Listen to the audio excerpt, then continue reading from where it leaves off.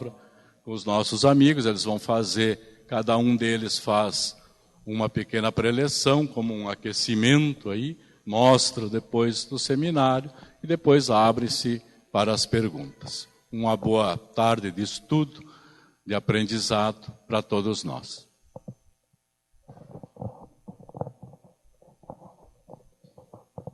Queridas irmãs, queridos irmãos do Ideal Espírita, que Jesus nos abençoe e nos guarde. Iremos conviver por esses momentos, trafegando pelo conhecimento espírita e pelas tradições evangélicas que nos conduziram à mediunidade sem lágrimas. E esperamos que possamos aproveitar esse convívio fraternal para permutarmos vibrações fraternas, a nossa amorosidade e relembrarmos alguns aspectos da doutrina que são muito significativos e importantes para todos nós. O nosso seminário Mediunidade com Kardec e Jesus, poderíamos inverter, como foi proposto, mediunidade com Jesus e com Kardec, porque Jesus antecede todo o processo e o constrói, a fim de vermos a extensão das nossas responsabilidades no trabalho da construção do ideal espírita. Você passa para mim? Está passando? Qualquer. Aqui mesmo. Nós teremos 3 abordagens e este é o planejamento da minha abordagem, que agora começamos. A mediunidade no cristianismo primitivo.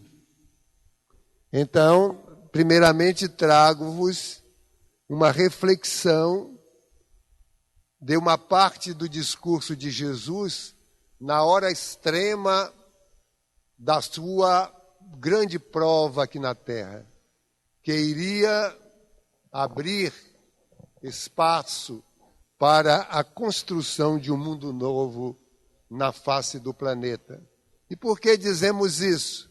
Porque Amélia Rodrigues nos afirma no livro Convivendo com Jesus que aquele período que iniciava-se com a transformação, com o sacrifício de Jesus, era também uma transição planetária. Ali começava as bases para o mundo de regeneração e de provas.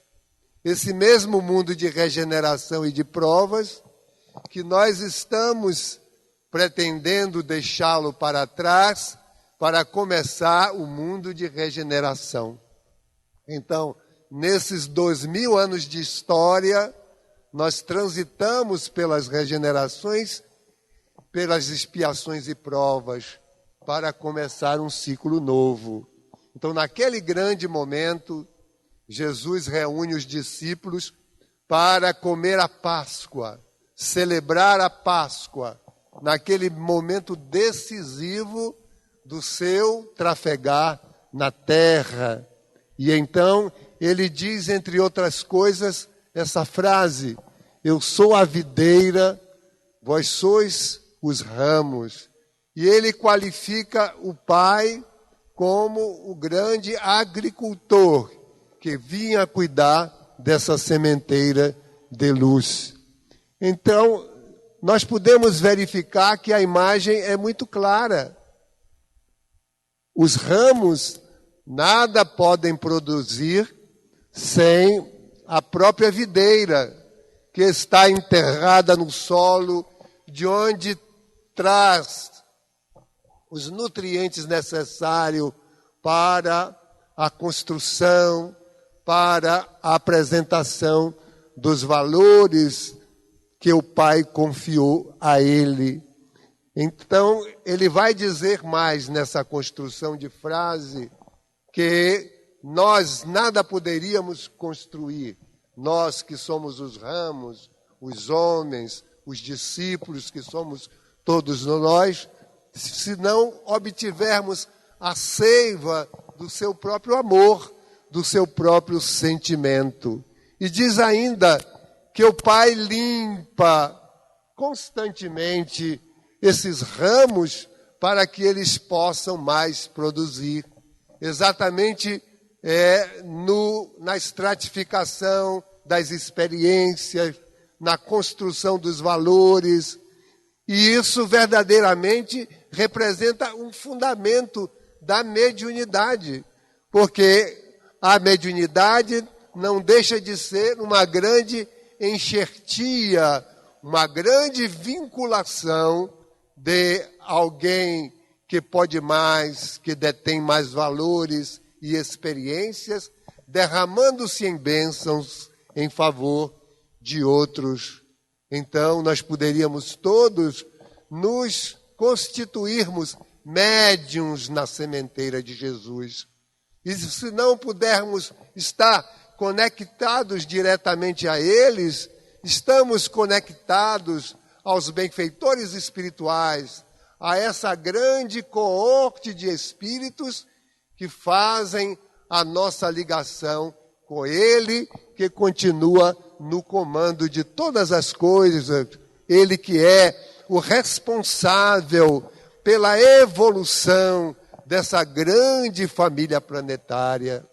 Ele vai dizer, quando se despede dos discípulos, na montanhazinha da Betânia, no monte da Galileia, que nós éramos a sua paixão. Nós éramos a essência do seu amor derramado em serviços para a construção de um mundo novo. Então, naquele momento da Páscoa, ele está estabelecendo essa vinculação mediúnica com todos nós para uma construção ao longo da eternidade, até que nós nos tornássemos almas verdadeiramente limpas, verdadeiramente seduzidas pelo seu amor generoso para construir um mundo novo de bênçãos e de felicidade. Então, a gente vai estabelecer que somos médiuns dele na construção de uma realidade nova. Ele seria o médium da própria divindade para construir essa excelência na face da terra. Médium de Deus, mediunidade divina. O espírito André Luiz escreve em Mecanismos da Mediunidade uma reflexão que não seria admissível Jesus estar necessitando na terra, enquanto na sua passagem pelo mundo, de outras expressões de seres, porque não existia entre nós espíritos mais evoluídos do que ele. Mas nós sabemos que ele era o Senhor dos espíritos e toda a sua temporada na terra foi cercada pelo assessoramento, pelo serviço de uma verdadeira legião de anjos que lhe atendia às solicitações, às tarefas, à profunda semeadura que ele vinha estabelecer na face da terra. Então, se não fora médio de nenhum outro espírito, ele tinha em Deus a sua própria fonte. E ele dizia várias vezes: eu e o Pai somos um. Mas ele veio aqui para estabelecer essa proposta de alavancar o processo da evolução na Terra. Construir a partir daquele momento um mundo de regeneração e de provas. Por quê? Porque até ali era um mundo primitivo, era um mundo onde não havia respeito, era um mundo da luta, era um mundo da vingança, da lei do tal e qual, a lei de Talião. Era um mundo em que as paixões estavam exacerbadas ao extremo. Praticamente não havia ética, a não ser pequenas manifestações embrionárias a despertar no organismo social. Então, ele estabeleceu um plano que, a partir de 12 homens que ele convocou para serem médiuns do seu amor, a espalhar em bênçãos sobre a terra.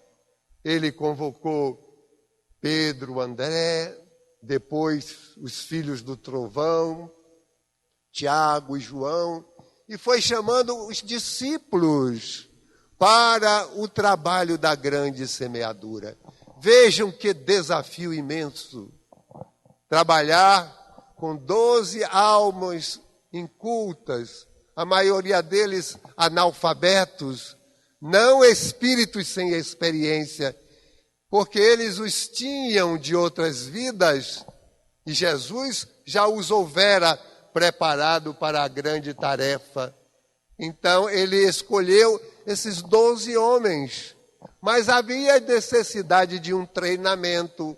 Passou as primeiras lições, fez as várias experiências no contato humano, desenvolveu fenômenos notáveis, curas maravilhosas, lições belíssimas na casa de Pedro, nas manifestações do Evangelho no lar, que ali ele inaugurava na terra, mas é preciso dar treinamento a esses homens.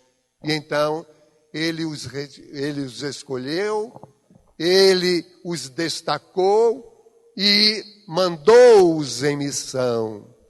Não vades às terras dos gentios, nem às terras dos samaritanos. Ainda não estavam preparados para os grandes enfrentamentos. Peregrinem pelas aldeiazinhas de Nazaré, pelas regiões em torno e disseminem a mensagem que eu estou a lhes pregar. Curai os enfermos, limpai os leprosos, despertai os que dormem, os que estão mortos, expulsai os demônios. 4 tarefas fundamentais, porque ele os havia ensinado que, uma vez investidos daqueles ensinamentos e do poder de Deus, essas 4 tarefas poderiam ser executadas por todos os que se afeiçoassem ao seu glorioso sentimento. E eles saíram, curaram,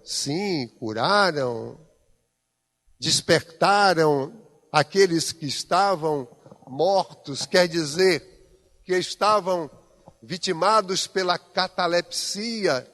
Era como que uma pandemia, uma epidemia em Israel. A obsessão, o sono, os processos da alienação nas doenças que eram representadas pela invasão dos espíritos agressivos. Era um mundo agressivo e hostil. E os discípulos saíram e fizeram essas constatações. Eles também poderiam curar com o magnetismo do amor, o magnetismo novo que eles haviam implantado em seus corações.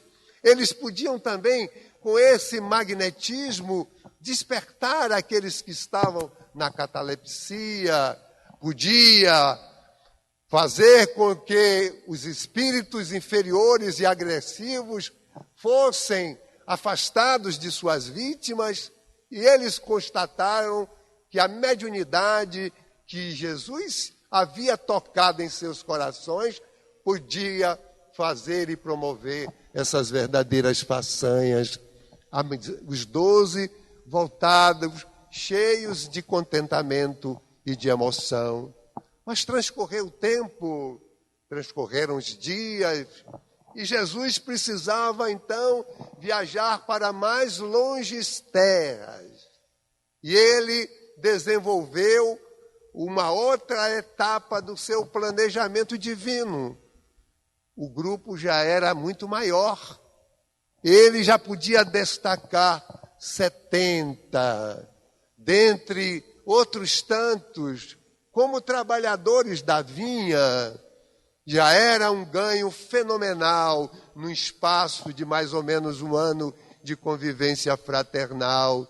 E ele, numa madrugada, assim diz Amélia Rodrigues, no seu livro Convivendo com Jesus, chamou-os para a beira do mar, antes que o sol nascesse, para narrar o plano. Eles seriam agora enviados como embaixadores do grande reino, seriam propagandistas, seriam aqueles que iriam fazer a divulgação do Evangelho. Ele, então, Jesus, disse aos seus 70 embaixadores: depois eu irei para consolidar o trabalho. Uma outra estratégia na grande missão que ele estava construindo. E destacou-os 2 a 2, cada um com a sua destinação, cada um com a sua responsabilidade. E quando o sol amanhecia, lançando os seus raios dourados sobre o mar da Galileia, eles partiram em missão. E Jesus dizia: não temais, porque vocês já verificaram que os espíritos maus obedecem quando o homem reveste-se da moralidade que dá uma dimensão energética superior à projeção do pensamento e da palavra. Não temais as serpentes, nem os escorpiões do caminho, não temam nada. E eles foram, anunciaram, pregaram nas sinagogas, pregaram nas aldeias, anunciaram: está para vir um reino, está para vir o grande rei anunciado pelos profetas. E eles voltaram encantados, desceram as montanhas, outros vieram pelos vales e chegaram a um grande encontro na tardinha, no entardecer.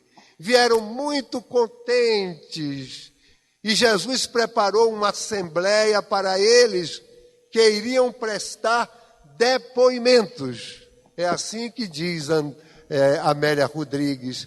E eles depuseram, trouxeram as suas experiências. Efetivamente, nós curamos. Efetivamente, nós afastamos os espíritos maus. Efetivamente, nós calamos a boca das pessoas pessimistas e daquelas que estão comprometidas com a retaguarda espiritual. O reino dos céus está próximo. E vieram tocados de grande alegria.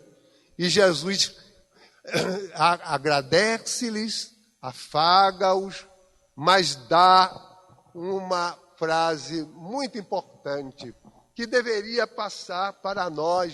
Não alegreis tanto pelas tarefas, porque expulsastes os demônios, nem porque os escorpiões e as serpentes não lhes morderam os pés.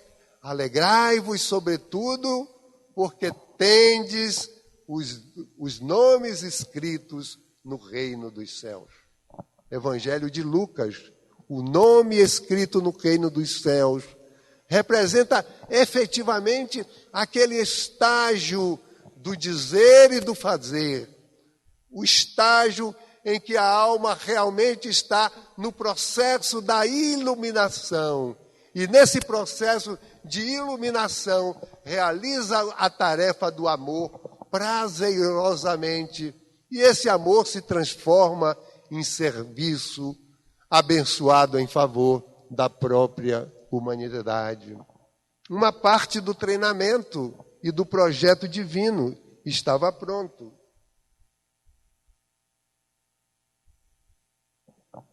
Mas ainda faltava a terceira fase do processo da construção da mediunidade na Terra através da consolidação da mediunidade entre as criaturas humanas, a mediunidade vinculada ao coração de Jesus.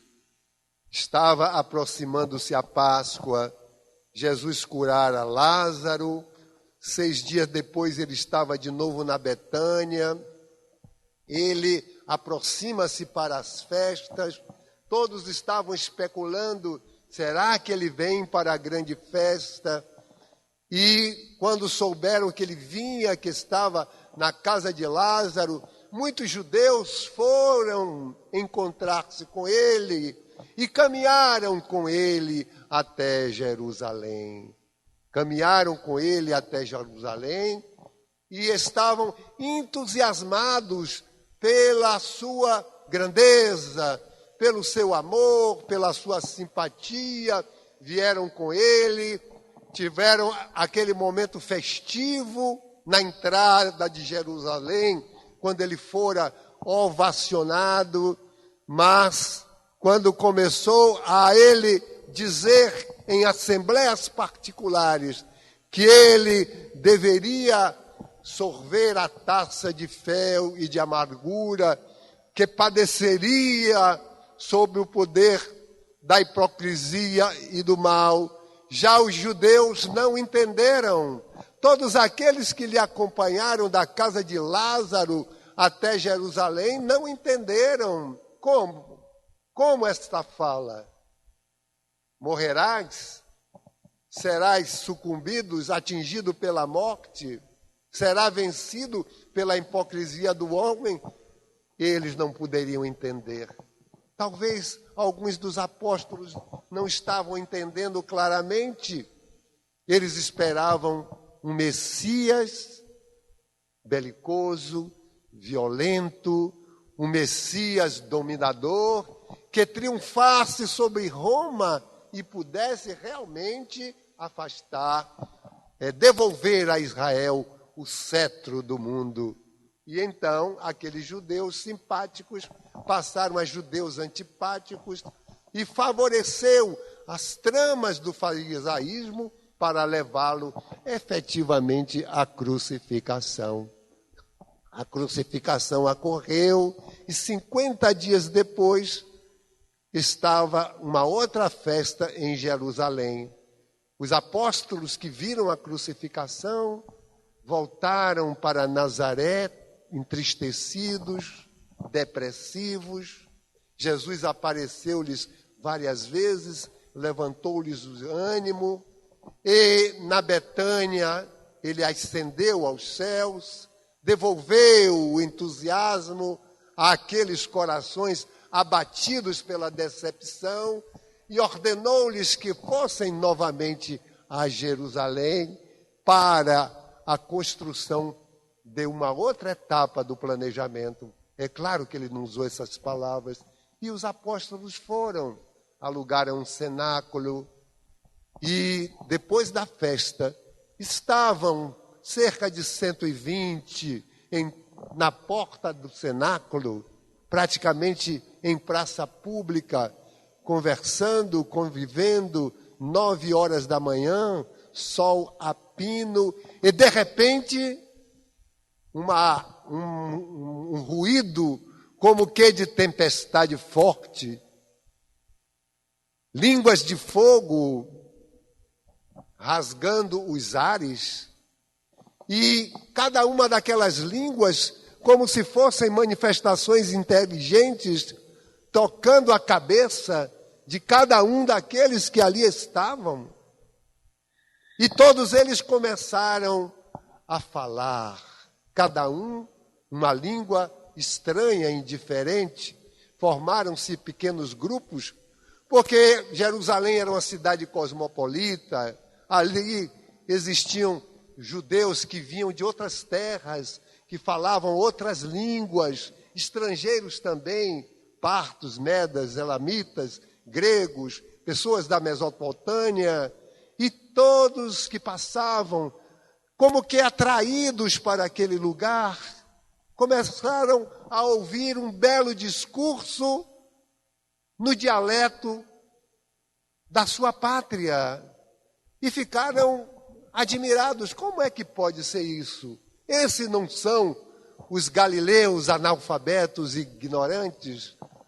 Esses não são pessoas incultas? Como é que podem estar falando línguas estrangeiras sem terem estudado? Outros zombavam, temperamentos diferentes. Eles estão cheios de mosto, eles estão embriagados. Uma bebida da época é quando Pedro, também mediunizado, assoma a voz, todos se calam, varões israelitas. Isto não é embriaguez, sendo esta a 9ª hora, a 3ª hora, digo, porque não daria tempo para eles estarem embriagados. Isso que vocês assistiram é o que falou o profeta Joel.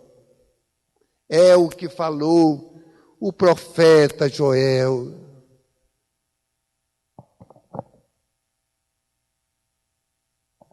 Nos últimos tempos, nos últimos dias, diz Deus, derramarei do meu espírito sobre toda a carne. Vossos filhos e vossas filhas profetizarão. Vossos jovens verão sonhos e vossos anciãos sonharão sonhos. E mesmo sobre os meus servos e sobre minhas servas, naqueles dias, derramarei do meu espírito e profetizarão. O discurso do profeta Joel segue, mostrando as grandes calamidades futuras que se abateriam sobre toda a humanidade e os acontecimentos funestos que marcariam a trajetória das almas da terra, ainda marcadas pelo primitivismo nos seus grandes lances provacionais e expiatórios. E Pedro, depois de falar a repetição da mensagem do profeta, ele vai dizer: varões israelitas, refere-se à crucificação de Jesus. Jerusalém ainda estava tocado pelo acontecimento infeliz. As almas ainda estavam cobertas de pavor. E Pedro vai falando da grandeza de Jesus, da importância dos seus ensinamentos, das vinculações do processo que sucedera naquele tempo com as promessas dos profetas de Israel, e fez um eloquente discurso para perto de 3.000 pessoas que se acercaram para escutar a cena. E aí nasceu o cristianismo primitivo. Por que essa manifestação de fala em países estrangeiros? A mediunidade de falar línguas estranhas, a mediunidade xenoglóssica. Um dia eu perguntei a Divaldo por que a necessidade desse acontecimento. E Divaldo me explicou. Nascia aí um tipo de mediunidade especial, porque todos aqueles apóstolos iriam sair em peregrinação por terras estrangeiras. Eu nunca me dera conta dessa realidade. Eles iriam viajar por terras estrangeiras sem falar o idioma e iriam ser tocados pelo espírito da mediunidade para a grande divulgação. Vejam que planejamento estratégico 12, 70, um número maior, muito maior, incalculável, para saírem em divulgação pelos países estrangeiros. Aquela recomendação que eles não fossem à casa dos gentios, nem às terras dos samaritanos, cedia lugar agora a uma tarefa muito mais ampla de percorrer o mundo para levar a mensagem. E todos eles levaram a mensagem. Todos eles pregaram, naturalmente, com exceção de Judas, que todos conhecem, na grande defecção, a grande vítima da subjugação obsessiva, em que os espíritos inimigos do bem e do Cristo subverteram a mente do discípulo para levá-lo à grande defecção. Abrindo parêntese, há uma grande revelação no fato, quando Jesus tomba na cruz, o primeiro ato do seu amor foi ir aos infernos para buscar o apóstolo, para consolar, para libertar, para socorrer. Há uma oração católica que diz: creio em Deus Pai, Todo-Poderoso, Criador da terra, e em Jesus Cristo, o seu Filho, padeceu sob o poder de Pôncio Pilatos, desceu aos infernos. E, efetivamente, é uma inspiração católica, porque esse foi o primeiro gesto de Jesus: ir socorrer o apóstolo, levar a manifestação do seu amor. Então, todos os outros padeceram pela mediunidade, somente João fora poupado. E Jesus anunciou isso antecipadamente, que João, esse não experimentará a morte do sacrifício. Todos eles morreram. André foi crucificado, Bartolomeu, que era também chamado de Natanael, foi crucificado com Filipe 2 vezes, porque depois da primeira crucificação, eles tiveram a oportunidade de serem socorridos por uma circunstância qualquer, um impedimento público, mas na segunda vez Bartolomeu teve dificuldade de morrer na cruz e ele foi esfolado vivo para antecipar a sua morte. Pedro também morreu na cruz em Roma. Todos sabem que ele pediu para não ser crucificado de cabeça para cima, porque não queria fazer essa imitação da morte do Mestre, e fora crucificado em posição inversa. Todos padeceram pelo sacrifício, porque levaram a doutrina de Jesus a todo mundo conhecido. Depois, naturalmente, veio Paulo com as suas viagens, num programa maravilhoso para alargar o conhecimento, para levar a informação a todas as gentes. Então, essa é a mediunidade com Jesus. É a mediunidade que obedece a uma planificação. É uma mediunidade que obedece a um sentimento de conexão com o próprio Jesus Cristo para acelerar o progresso na face da terra. Lembrem vocês que a mediunidade tem essa importância de socorrer, de consolar, de esclarecer, e que Jesus era considerado e era taxado como um subversivo porque andava com as pessoas de má vida, porque ele não tinha pejo de conviver com todos os necessitados, com aqueles abandonados da sociedade, com as mulheres equivocadas, com os mendigos na rua, atender a dor, atender os ricos, atender os pobres, atender todas as pessoas, de todos os naipes sociais.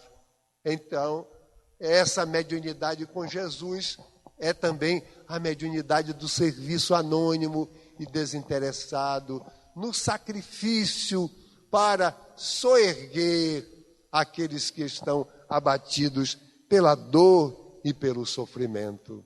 Então, amados, essa é o planejamento inicial.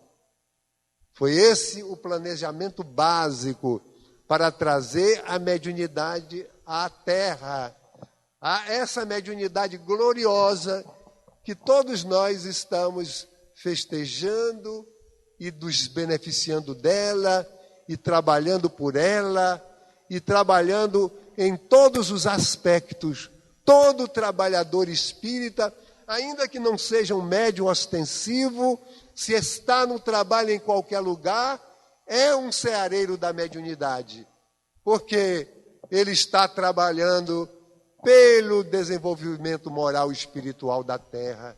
E em qualquer atividade há inspiração divina, há um foco generoso da luz divina para enriquecer aquela atividade, na evangelização infanto-juvenil, no trabalho social, no trabalho da divulgação espírita, há sempre a inspiração divina, e não apenas na mesa mediúnica, onde os médiuns estão diretamente envolvidos com aqueles de má vida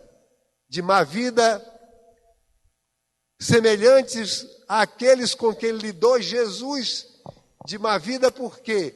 Porque erraram e estão arrependidos, porque enganaram e estão no processo do remorso, ou porque erraram e continuam errando, porque têm medo da recuperação, têm medo dos sofrimentos futuros que advirão no processo da expiação e no processo das grandes provas que acompanha a reabilitação da criatura humana. Esses de má vida do mundo espiritual aportam a nossa mesa mediúnica para que nós nos envolvamos com eles. Eles trazem fluidos espessos, pesados, vão mesclar essas energias com os nossos fluidos que estão mais alimpados, porém que ainda não estamos na perfeição espiritual. É esse o processo da mediunidade direta e o processo da mediunidade indireta em qualquer atividade que a gente faça na conexão com o pensamento de nosso Senhor Jesus Cristo. Então, amemos a mediunidade, amemos o que fazemos e o façamos com Jesus, porque nós estaremos sendo médios da vida para a construção de um mundo melhor.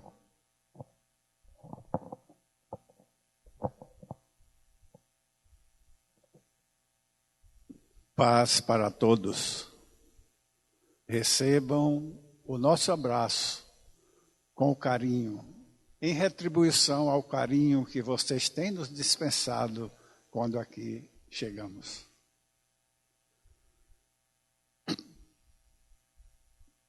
1800 anos se passaram desde Jesus. A noite que envolveu a terra nesse período, onde as palavras de Jesus não foram bem entendidas e foram aplicadas, mal aplicadas, até o surgimento do Espiritismo. E é exatamente aí que há uma revolução no planeta. A princípio, dando a cada um de nós a possibilidade de uma abertura de pensamento e de visão, para que possamos entender realmente aquilo que Jesus passou para cada um de nós, como legado para que pudéssemos nos melhorar, e nos melhorando podermos melhorar a humanidade. Mas é nesse instante que vem o professor Hipólite, aquele que nasceu de uma família católica, mas que foi estudar na Suíça, num culto e numa escola dirigida por um protestante, para poder daí, ele que era um dos emissários de Deus que vinha, para promover toda essa transformação, para dar a cada um de nós a possibilidade de novos entendimentos, e de sairmos da escuridão medieval, para nos alagarmos com a nossa visão na direção de um futuro que nos aguarda de muita paz. E com a doutrina espírita, o Evangelho de Jesus, que no próximo dia 29 completará 150 anos. E que vem dar para nós que compulsamos ele, que lemos, que é o livro mais vendido da codificação, mas que ainda não é aplicado devidamente por todos nós que o lemos. E vem daí a possibilidade de cada um de nós, nesses instantes de transição planetária, nesse momento em que a Terra passa por uma revolução, onde as dificuldades se avolumam, a violência, os descasos, e que nós ficamos atontos, o medo em cada um de nós, criando dificuldades. Mas que nós, aqueles que compulsamos o Evangelho segundo o Espiritismo, que temos a necessidade de não só compulsar e colocar ele no nosso intelecto, mas de vivenciarmos, para que vivenciando possamos fazer da nossa vida, apesar das dificuldades que nos envolve, mas ter a certeza de que amanhã descortinará diante de nós horizontes de muita beleza. Então,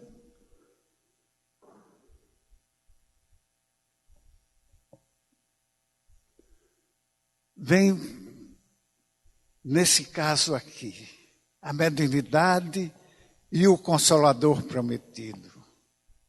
Porque está explícito lá, que a mediunidade é para cada um de nós, todos nós possuímos.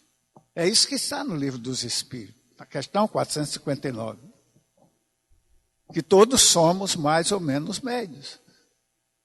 E por isso é que nós deveremos tratar essa mediunidade, e que nem sempre o fazemos, com o carinho, com a devoção que ela merece.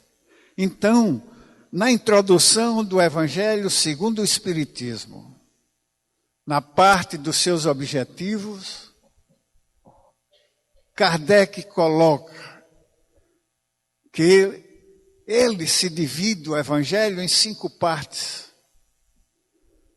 Primeiro, os atos comuns da vida do Cristo. O segundo, os milagres. O terceiro, as predições. Quarto, as palavras que serviram de base para o estabelecimento dos degraus dos dogmas da igreja. E o quinto, o ensino moral. E Kardec coloca lá na introdução que os 4 primeiros sempre serviram de discórdia, nem todas as religiões concordavam com seus dizeres, cada um interpretava à sua maneira, e por isso ele ia se ater no Evangelho segundo o Espiritismo, na quinta parte, que era o ensino moral. E é aí que, nesse instante de revolução planetária, que nós fazemos para todos nós uma conclamação. Que estudemos o Evangelho segundo o Espiritismo sequencialmente. A cada dia lermos uma mensagem e passarmos o dia meditando sobre aquela informação. Mas para fazermos a aplicação direta do nosso dia a dia. Porque fazendo isso, nós estamos fazendo uma revolução dentro de nós mesmos. Porque, meus irmãos, vejamos que a nossa vida tem se pautado até aqui em nós verificarmos sempre o outro, o de fora, o companheiro do trabalho, o companheiro da sala mediúnica, o companheiro da doutrina, da diretoria. Mas sempre nós olhamos para o companheiro verificando as suas dificuldades, vendo os seus erros. E este é o grande mal nosso ainda, essa nossa visão para fora. Nós teremos que fazer a visão para dentro. Porque a dificuldade do companheiro, nós também as possuímos. E a nós interessa que nós coloquemos para fora essas dificuldades para deixar que a luz que está dentro de nós brilhe. Não foi isso que Jesus disse? Deixe que brilhe a vossa luz. E se Ele mandou que a nossa luz brilhasse, é porque nós somos luz, criaturas de Deus. E é essa luz que é a parte de Deus que está em nós. Apenas momentaneamente empanada pela nossa sombra, pelas nossas dificuldades. E essa sombra e essas dificuldades, elas são dissipadas quando nós vivenciamos o dia a dia o Evangelho de Jesus.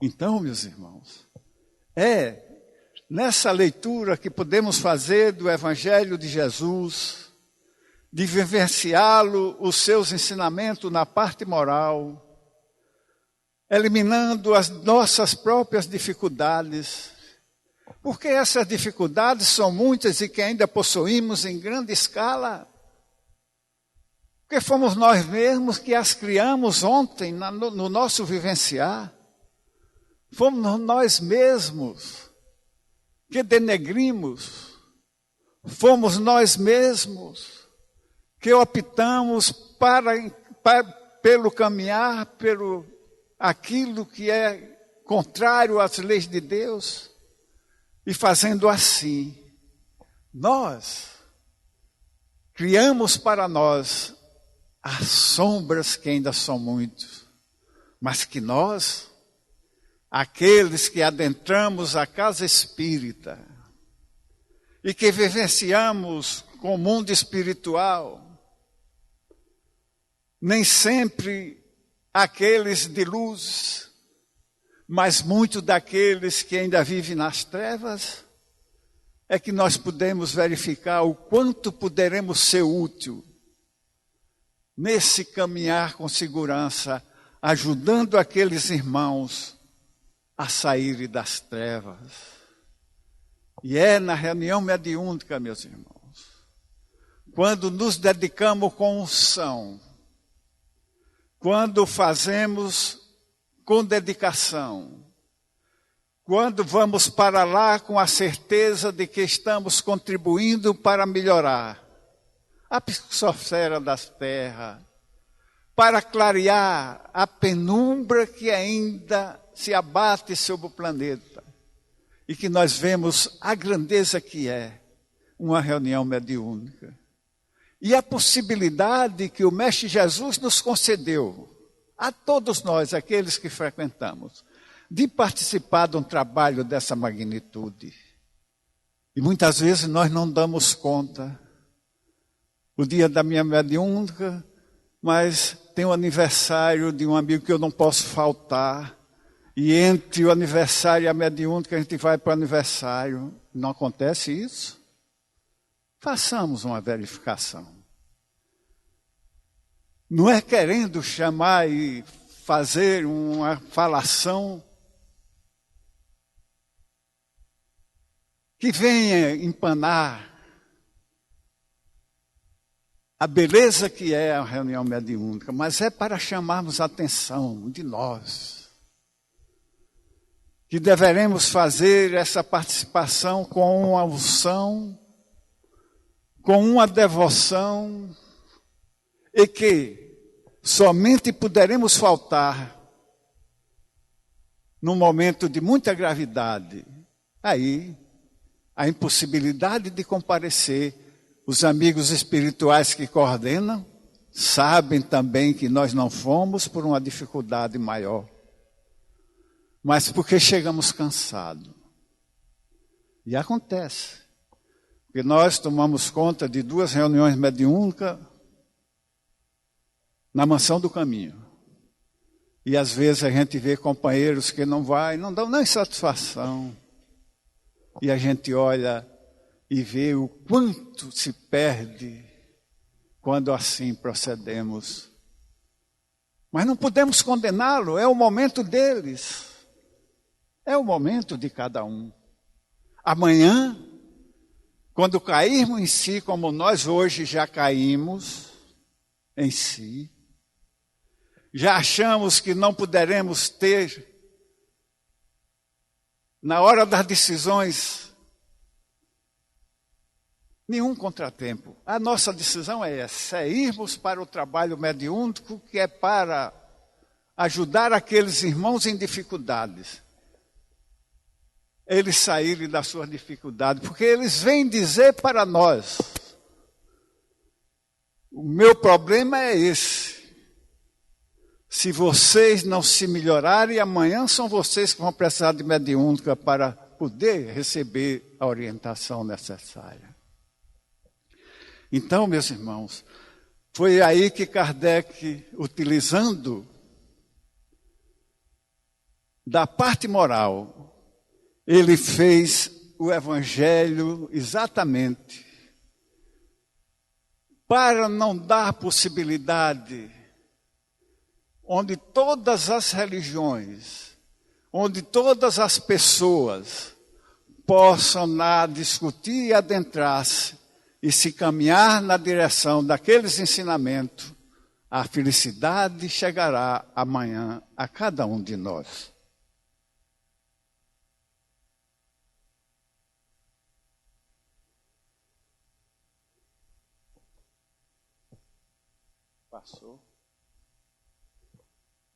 Passou demais.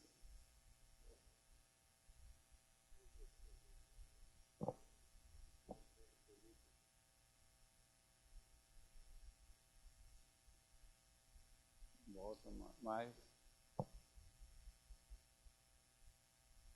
Aí. Não, agora.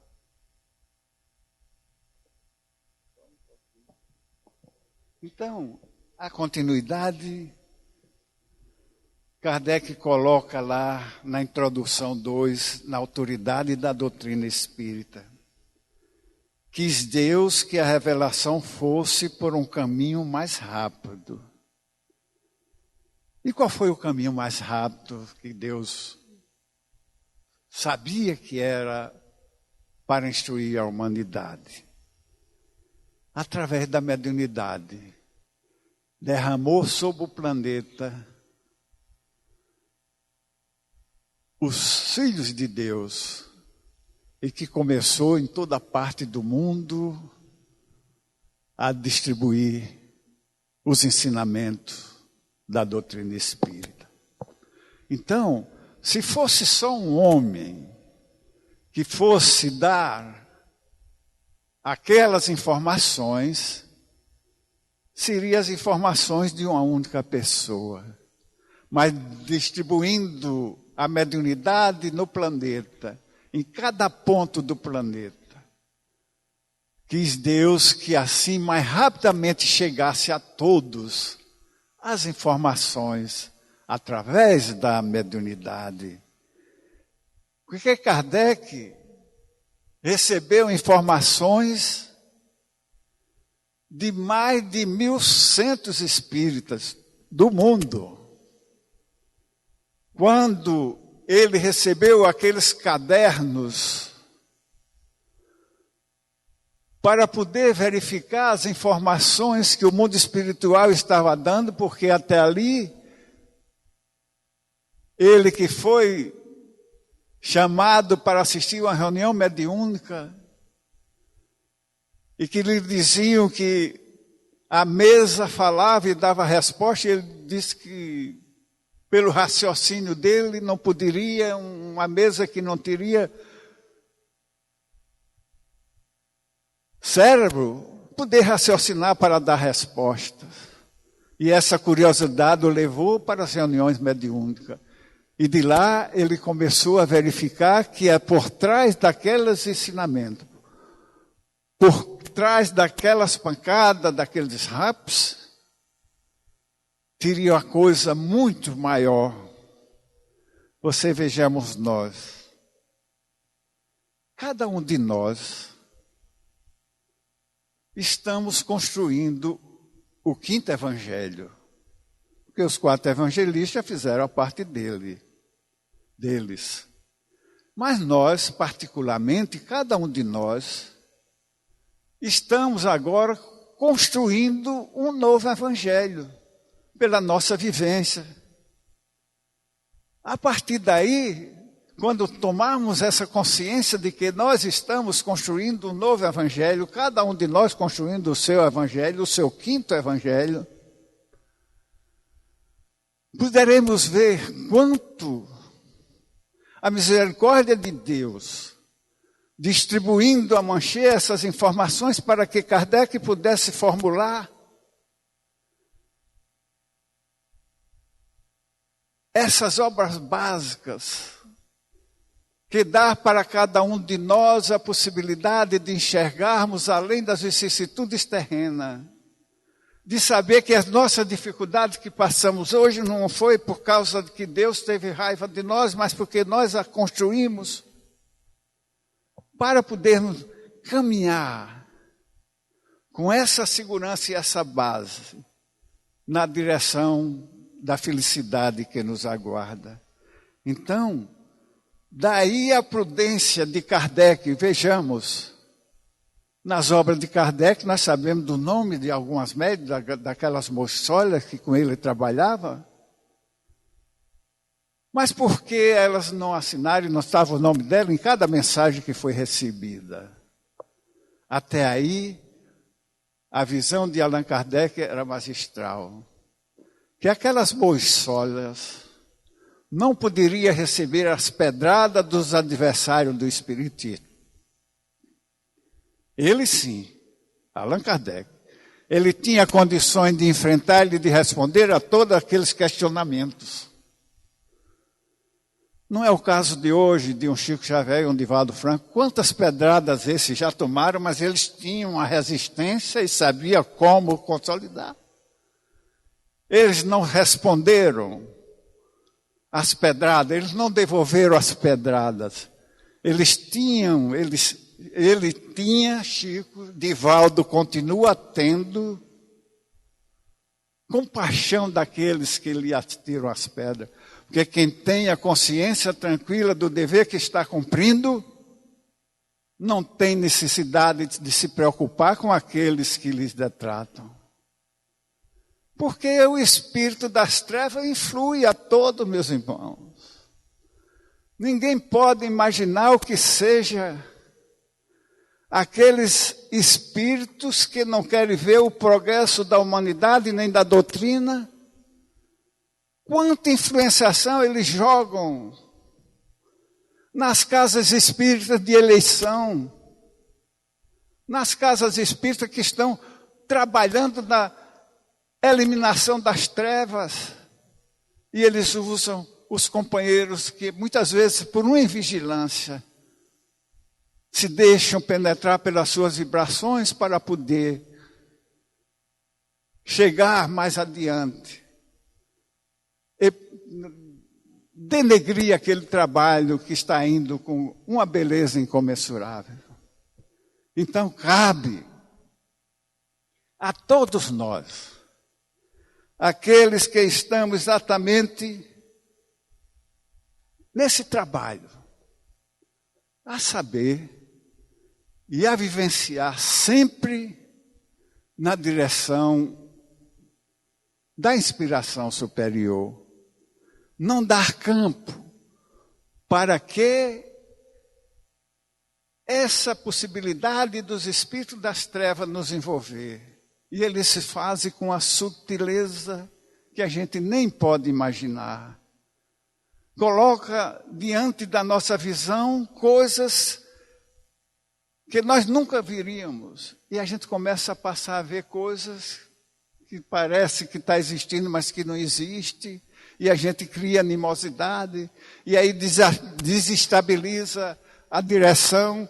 E a casa começa a entrar naqueles descalabros. Então, compete a cada um de nós que frequentamos as nossas casas espíritas, a nos dedicarmos ao trabalho, que é outra coisa, que gostaríamos de chamar a atenção. É que a casa espírita, a religião espírita é diferente das outras religiões. Nas outras religiões, a gente ia lá no domingo, assistia a missa e voltava para casa. E já tinha cumprido o nosso mistério religioso. Na doutrina espírita é diferente. Lá nós, às vezes, muitos de nós chegamos pela dor. E a nossa dor foi aliviada. E nós aí começamos a ir para lá, sentamos, tomamos passe, tomamos água fluidificada, vamos para casa, voltamos lá, com a mesma pretensão que a gente tinha anteriormente. Mas na doutrina espírita é diferente. Todos nós que lá estamos frequentando, a manhã dos nossos sofrimentos, vamos pegar mão a charrua, se apresentar à diretoria e dizer o que é que tem aí para fazer. Outra coisa, meter a mão no bolso. Porque nós criticamos muito os nossos irmãos evangélicos por causa do dízimo. Mas lá é obrigado a dar os 10%. E eu tenho um fato na nossa família, que um concunhado meu tinha uma empregada que já estava com ele há 22 anos. E um dia ela chegou e disse, seu Milani, eu quero um contra-cheque. Aí Milani tomou um susto, pensou assim, disse, ela vai querer ir para o Ministério do Trabalho me denunciar. Não? Mas como ele não cumpria religiosamente com seus deveres, perguntou, mas por que é que você quer um contra-cheque? Porque o meu pastor quer ver quanto eu ganho para ver se eu estou pagando certo. Vocês verem a consciência dela, né? Que ela achava que ela tinha que pagar certo. E nós, os espíritos, vamos meter a mão no bolso. Uma viagem como essa nossa aqui, custa caro, só de avião. E a gente não sabe a dificuldade que os irmãos têm para fazer isso. Então a consciência nossa, daqueles que somos espíritas, é trabalhar na casa espírita, todos juntos, para poder dar a possibilidade daqueles que ainda estão lá fora e que vão chegar, encontrar uma casa limpa, asseada, com todo mundo atendendo bem, para que possa amanhã, todos, aqui no Rio Grande do Sul, lá na Bahia, sermos espíritas conscientes das nossas obrigações para podermos caminhar na busca da felicidade. Os fracos, os sofredores e os enfermos são meus filhos prediletos, disse Jesus. Então nós somos aqueles que aqui já estamos, E devemos dar graças a Deus para podermos continuar, na certeza de que estaremos nós fazendo o melhor possível, dando de nós aquilo que de melhor temos, com amorosidade, com carinho e com segurança.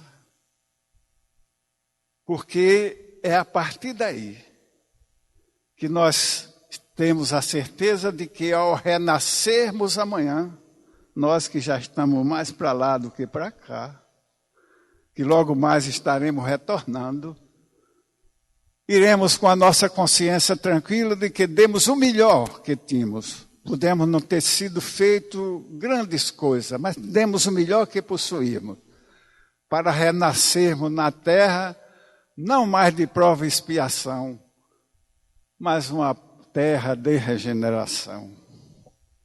E aí Kardec, no capítulo 26, lá ele diz, a mediunidade é coisa santa que deve ser santamente praticada religiosamente. Então, meus irmãos, todos nós, aqueles que já frequentamos, aqueles que ainda não frequentamos, mas que deverá se esforçar para frequentar as reuniões mediúnicas, que é quem vai dar para nós a grande chance de receber do mundo espiritual o direito de ter o seu nome escrito no reino dos céus.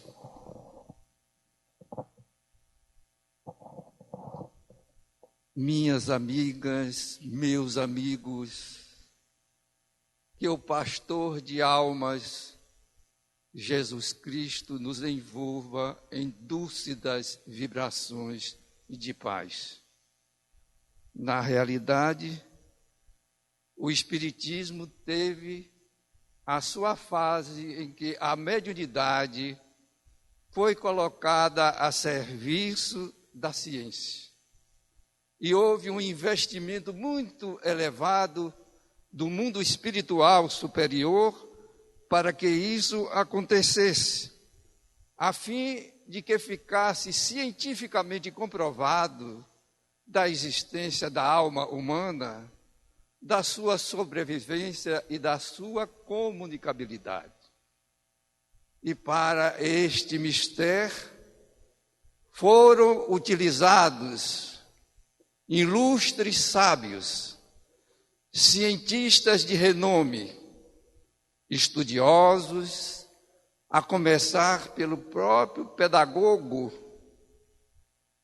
que, através da primeira fase da curiosidade, conseguiu o nosso Allan Kardec alavancar o interesse da ciência, para que, na realidade, hoje estivesse comprovado de uma forma definitiva que a morte biológica não existe, que a consciência humana não se extingue na sepultura, que todos nós que proviemos do mundo espiritual, que é o mundo e nossa pátria verdadeira, possamos retornar para lá em condições mais apropriadas para continuarmos com a nossa evolução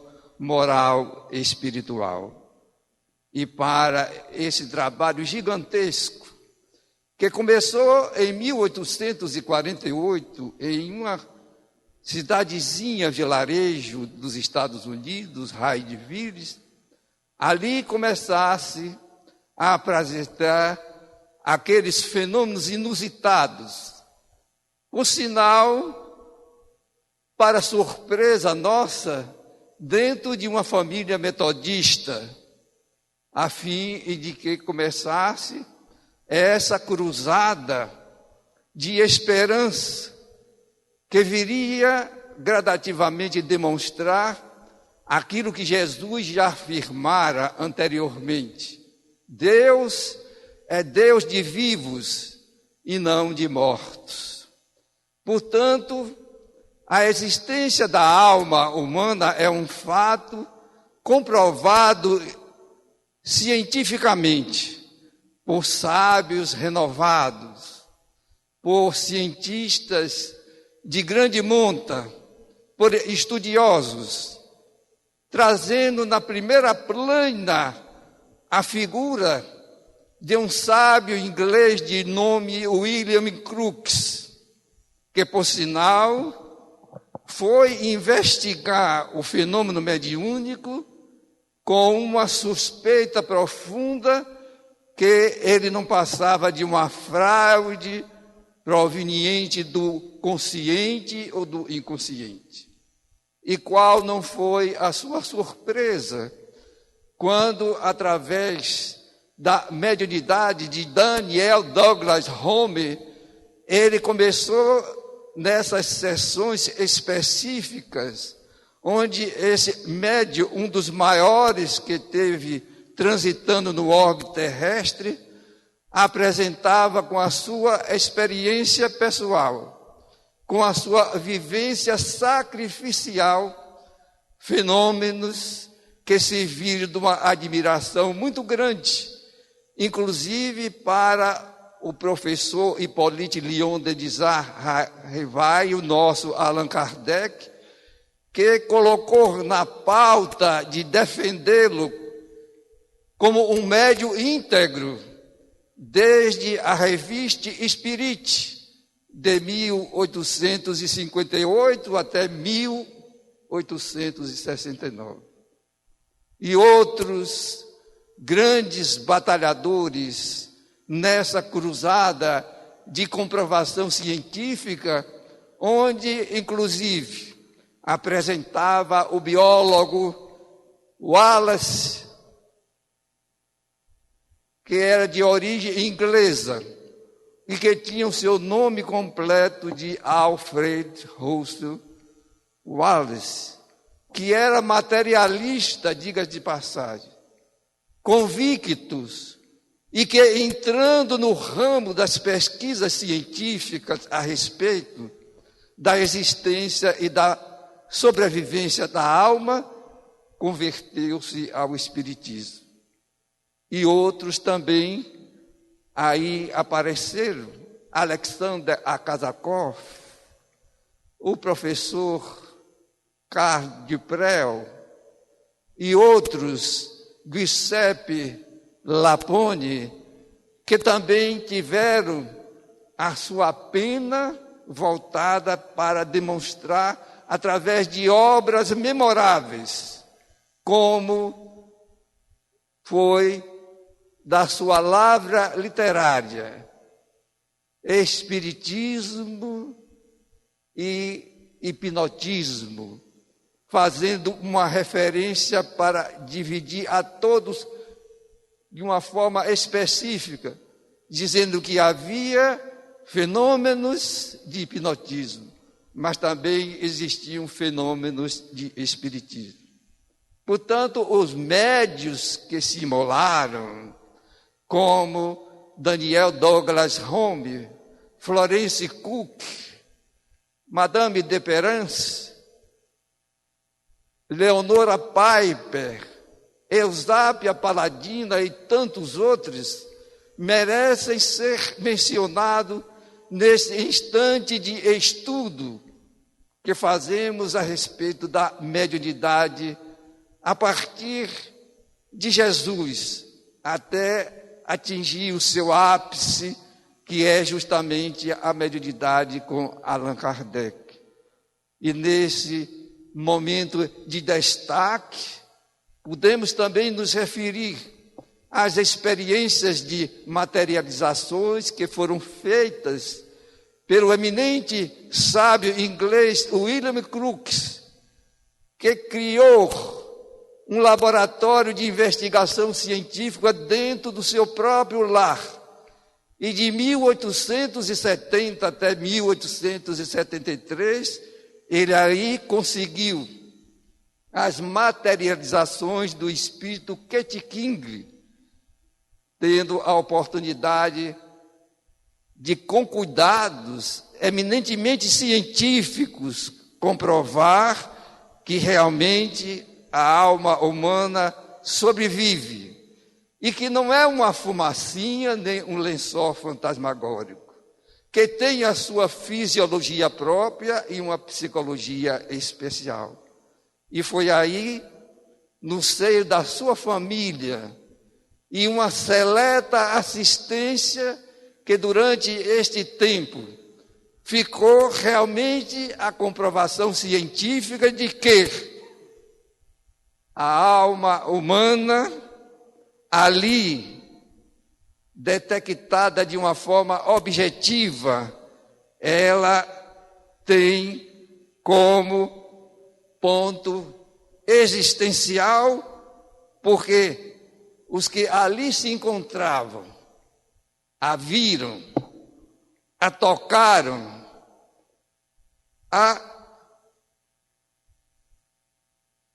tiveram a oportunidade, inclusive, de conversar com ela e de tirar a sua fotografia. E nesta particularidade, William Crookes comprova de uma forma conclusiva, através da metodologia científica, de que, na realidade, a alma humana existe, trazendo essa contribuição que mais tarde, diante da sua integridade moral, teve o ensejo de dizer aos seus pares da Sociedade Real de Londres: eu não digo que é possível, eu digo que é real, que é verdadeiro.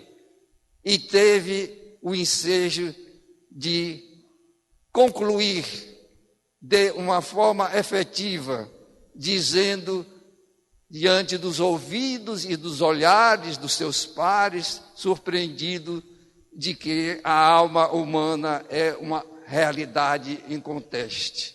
Portanto, nesse momento de transição em que nós vivemos, trazermos para o conhecimento do movimento espírita essas informações que foram, na época devida, trazida ao conhecimento através de jornais londrinos, dos relatórios deste homem notável, que se pontificou em uma posição de destaque, que o seu tradutor de língua inglesa, revertendo para o português, em um livro chamado Fatos Espíritas, o senhor Oscar Dargonel traz-nos elementos preciosos para que nós tenhamos bem em mente este fato, que é uma surpresa geral para todos nós, porque ali William Crookes teve o ensejo de realmente passear de braços dados com o espírito Kate King dentro da sua residência.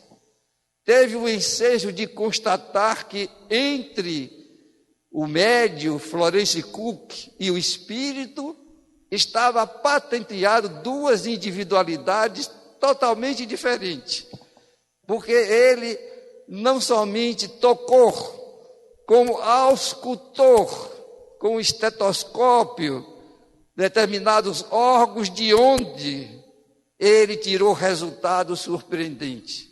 Os pulmões da médium estavam afetados por uma bronquite que ela, naquele ensejo sacrificial, demonstrava para que ele anotasse de uma forma realística de que havia uma diferença patente com os pulmões do espírito Kate King, que estavam totalmente limpos de qualquer doença ou enfermidade.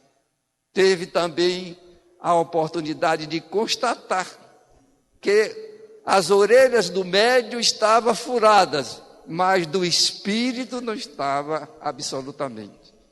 E uma oportunidade muito importante que ele conta da alegria como ele sentiu que no gabinete onde o médium se encontrava em estado letárgico, ele penetrou, orientado pelo Espírito, pedindo que fosse movimentar a cabeça do medianeiro, porque ele estava numa situação muito incômoda.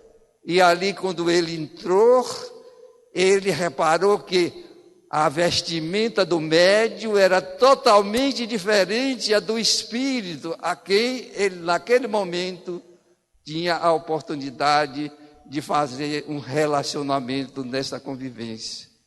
Portanto, tudo isto é muito importante que nós saibamos, porque às vezes surgem ideias que nos colocam em momentos conflitantes. Será que é real?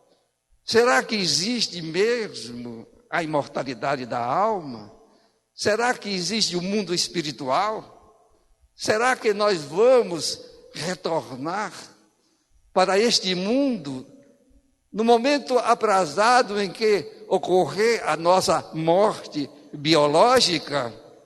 E, portanto, todas essas informações vêm convergir para nos tirar de qualquer dúvida que ainda possa existir na mente de qualquer um de nós, em qualquer instante da nossa existência, principalmente nos momentos de dificuldades. Graças a esses heróis, médios, que vieram com a missão específica de se sacrificarem para que ficasse definitivamente registrado estes momentos culminantes deste século que o Espiritismo nos trouxe à Terra, e que nesse mês de abril nós estamos a comemorar 157 anos de O Livro dos Espíritos, e ao mesmo tempo os Sesc centenários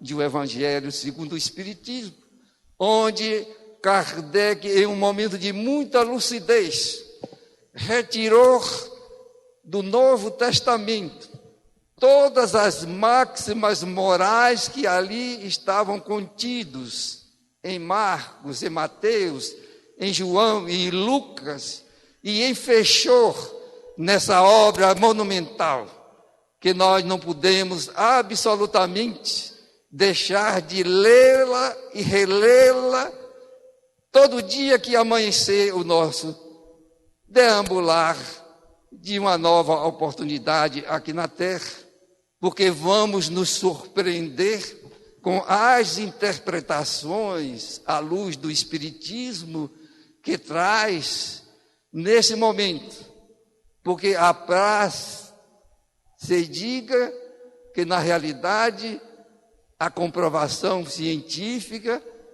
foi arrefecida de alguma forma depois dessas experiências que foram feitas no século XIX, mas que agora devemos voltar mais os nossos olhos para o Espiritismo evangélico, porque as vozes dos céus, depois que aconteceu definitivamente a comprovação científica, voltaram-se para derramar sobre a terra as mensagens consoladoras, o livro nobre, que nós não devemos nunca afastar da cabeceira da nossa cama, que devemos, embora todo o respeito ao computador, mas o livro espírita tem da nossa parte uma atenção muito especial. E por isso mesmo é que nesses instantes tão difíceis em que estamos vivendo no planeta Terra, apesar de todas essas notícias auspiciosas, mas se somente ficarmos presos a essa necessidade premente de mais provas científicas, vamos deperecer na outra parte, que é, neste momento, o aperfeiçoamento do sentimento, o aperfeiçoamento moral, a iluminação das consciências, que tem um aspecto primordial nessa transição em que nós estamos vivendo. Porque se no primeiro século a doutrina espírita nos apresentou realizações admiráveis, desde os cálculos profundos da física nuclear aos rudimentos da astronáutica, igualmente é preciso considerar que vivemos momentos muito difíceis nessa época atual. No campo das calamidades terrestres, como sejam guerras de extermínio, degenerescência da sexualidade, o aborto, a onda crescente de suicídios, percentual assustador das doenças mentais com alicerce na obsessão. Essa praga que está se constituindo um flagício da sociedade moderna e que nosso Filomeno de Miranda estuda nas suas obras sob a psicografia do nosso Divaldo.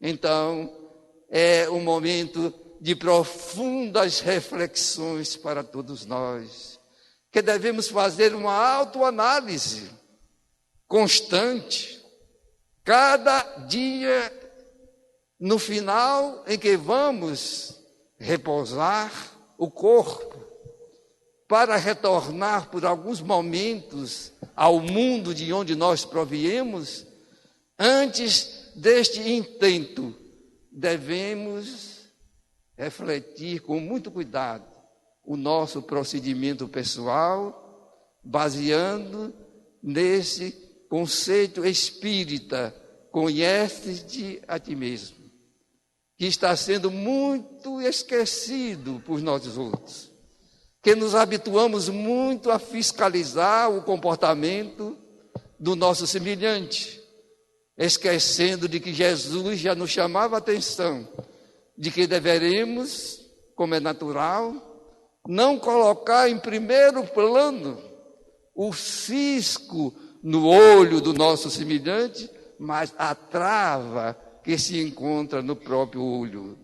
Desta forma, meus amigos e minhas amigas, esse seminário que nos foi solicitado pela nossa irmã doutora Cláudia, em um momento de rara inspiração, nos traz nesta tarde essas conotações preciosíssimas, para que saiamos daqui voltados para reconstituir os nossos conceitos a respeito da própria vida na face da terra e mudemos em muitas circunstâncias de atitudes que nós trazemos como hábitos enraizados no nosso mundo inconsciente, para que de alguma forma nos libertemos desta celeuma que aí está presente, nesta convivência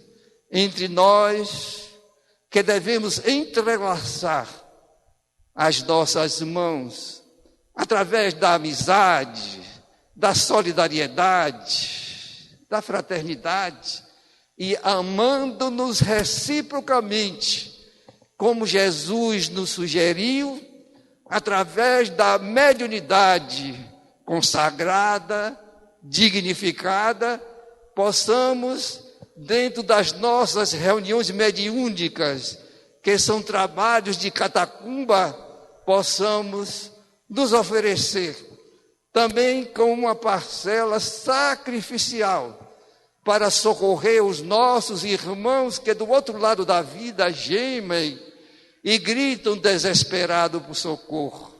Portanto, médios espíritas, coloquemos na alça de mira da nossa vida este trabalho anônimo da caridade com Jesus que nós fazemos nas nossas casas espíritas, sem nenhuma atitude de propagação de qualquer ordem, mas que está refletindo de uma forma efetiva na psicosfera do nosso planeta, para que, de alguma forma, estejamos cooperando nessa transição planetária para um mundo mais feliz, um mundo mais amigo, um mundo mais irmão.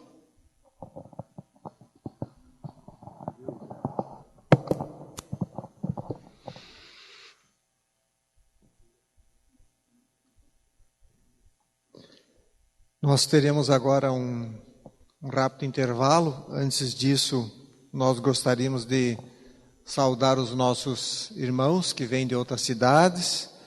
Além de Santo Ângelo e Juí, nós registramos a presença dos nossos irmãos de Santa Rosa, Cerro Largo, Eugênio de Castro, mais alguma cidade que nós não registramos, Giruá, 3 de Maio, alguém de 3 de Maio, São Luís Gonzaga. Bom, nós faremos um rápido intervalo, nós pensamos em torno de uns 15 minutos, depois nós voltaremos para as perguntas. Então, se vocês quiserem aproveitar já esse período de intervalo para formular as perguntas por escrito, que os nossos colegas da recepção irão recolher e encaminhar aqui à mesa. Então, retornamos daqui a 15 minutos.